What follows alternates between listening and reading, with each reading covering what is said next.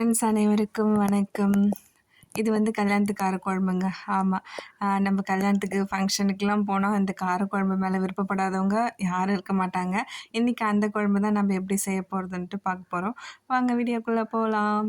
இதுக்காக மசாலா பொருள்லாம் அரைக்க வேண்டியிருக்கு. அதுக்காக வரமிளகாய், துவரம்பருப்பு 1 ஸ்பூனு, கடலப்பருப்பு 2 ஸ்பூனு, 1/2 டீஸ்பூன் வெந்தயம், 1 டீஸ்பூன் வந்து நெல் சீரகம், பச்சரிசி 1 டீஸ்பூனு, அப்புறம் ஒரு 4, 5 டீஸ்பூன் வந்து தனியா, கொத்தமல்லி. சரியா? இது எல்லாத்தையும் நம்ம வந்து ஒரு கடாயில வச்சு கொஞ்சமா எண்ணெய் ஊத்தி வறுத்து எடுத்துக்கலாம். இது வந்து கொஞ்சம் சிம்ல வச்சு நல்லா வந்து வறுக்கிற அளவுக்கு ஓகேவா?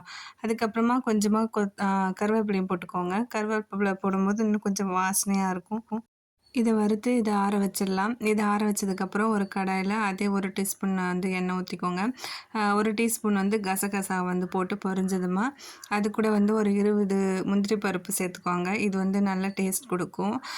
இத சேர்த்து வறுத்ததுக்கப்புறமா ஒரு மூடி வந்து தேங்காய் எடுத்துக்கோங்க. இந்த அளவுகள் பார்த்தீங்கன்னா, ஒரு 8லேருந்து 10 பேர் சாப்பிட்ற மாரி இருக்கும். ஏன்னா கொஞ்சம் போட்டாலே போதும்.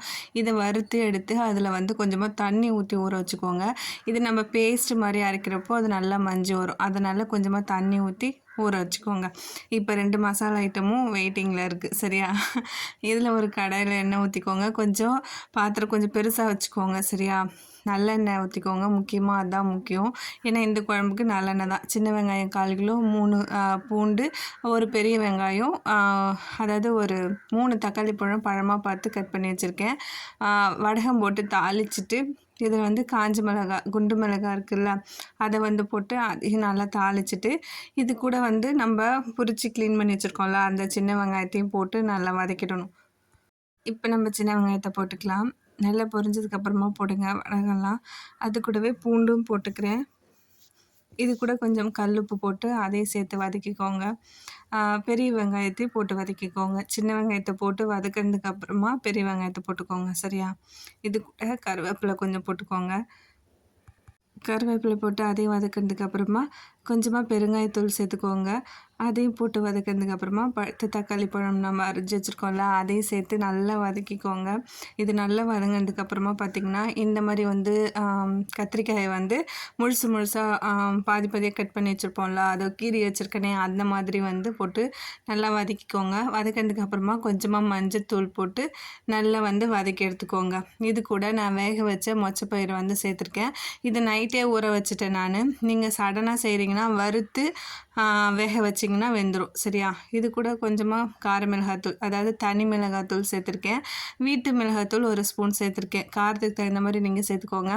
புளி வந்து கொஞ்சமாக ஊற்றிக்கோங்க. ரொம்ப புளிப்பாக இருந்துச்சுன்னா அந்தளவுக்கு நல்லா இருக்காது. ஒரு 2 நெல்லிக்காய் சைஸ் புளி வந்து ஊற வச்சு கரைச்சி அது கூட சேர்த்து கரைச்சி ஊற்றிக்கோங்க. தேவைப்பட்டால் தண்ணி ஊற்றிக்கோங்க. இப்போ நம்ம ஆற வச்ச அந்த மசாலா பொடியை அரைச்சி எடுத்துகிட்டு வந்துட்டு வேறு ஒரு பவுலில் மாற்றிட்டேன். இப்போ அதே பவுலில் அந்த ஊற வச்சுருந்தோம்ல தேங்காய், முந்திரி பருப்பு, கசகசா, அதையும் வந்து நல்ல பேஸ்ட் மாதிரி அரைச்சி எடுத்துட்டு வாங்க. இப்போ வந்து குழம்பு கொதிக்கும். அந்த கொதிக்கிற ஸ்டேஜில் நம்ம இந்த அரைச்ச தேங்காய் விழுதை வந்து அதில் வந்து சேர்த்து மிக்ஸ் பண்ணி விட்டுருவோம். இப்போவே வந்து பாதி திக்னஸ் நம்மளுக்கு கொடுத்துடும். அந்த தேங்காய் ஊற்றுனதுனால டேஸ்ட்டு சூப்பராக இருக்கும். ட்ரை பண்ணி பாருங்கள். அது ஒரு பக்கம் கொதிக்கட்டும். அதுக்குள்ளே நம்ம இந்த மசாலா பொடியில் ஒரு 4, 5 ஸ்பூன் உங்களுக்கு தேவையான அளவு எடுத்து அது வந்து கொஞ்சமாக தண்ணி ஊற்றி மிக்ஸ் பண்ணிக்கோங்க. நீங்கள் அப்படியே பொடியாக போடுறப்ப என்ன ஆகும்னா, அது கட்டிப்பட்டுடும். அதாவது கட்டி கட்டியாக இருக்கும்.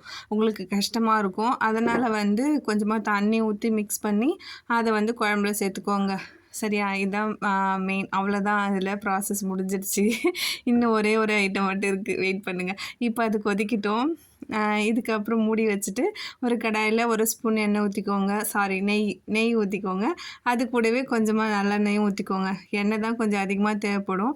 என்கிட்ட சுண்டைக்காய் வத்த, மணத்தக்காளி வத்த 2மே இருக்குது. 2மே வந்து வீட்டில் போட்டது தான், ஓனாக ப்ரிப்பேர் பண்ணது. எனக்கு வந்து மணத்தக்காளி வத்த தான் ரொம்ப பிடிக்கும். அதனால் மணத்தக்காளி வத்த எடுத்துக்கிறேன். இந்த குழம்புக்கு வந்து மணத்தக்காளி வத்தல் எனக்கு ரொம்ப பிடிக்கும். அதனால் மணத்தக்காளி வத்தல் தான் போட்டிருக்கேன். இது கூட கொஞ்சமாக கருவேப்பிலையும் போட்டுக்கோங்க. தாளித்து அப்படியே அந்த குழம்பு மேலே ஊற்றிட வேண்டியதுதான். ஊற்றுனதை நான் காமிக்கல, மறந்துட்டேன். சூப்பராக இருக்கும். இது அப்படியே மூடி போட்டு சிம்மில் வச்சுருங்க. அது நல்லா கொஞ்சம் கெட்டியாகி எப்படி சொல்கிறது, அந்த பதம் ஒரு மாதிரி வரும்ல, கெட்டியாக எண்ணெய் தனியாக அந்த மாதிரி இருக்கும்ல, அப்போ சூப்பராக இருக்கும். இந்த ரெசிபி நீங்கள் ட்ரை பண்ணுங்கள். எப்படி சொல்கிறது, சாதம் சுட சுட சாதம் வடித்து இதை வந்து சாப்பிட்றப்போ செம்மையாக இருக்கும். நல்ல காய்கறிலாம் வதங்க விட்டுட்டு செய்யுங்க. டக்கு டக்குன்னு செஞ்சீங்கன்னா டேஸ்ட் மாறிடும். அது அது வதங்குறதுக்குன்னு ஒரு டைம் இருக்கு. இந்த வீடியோ உங்களுக்கு பிடிச்சிருந்தா லைக் பண்ணுங்க. Thank you.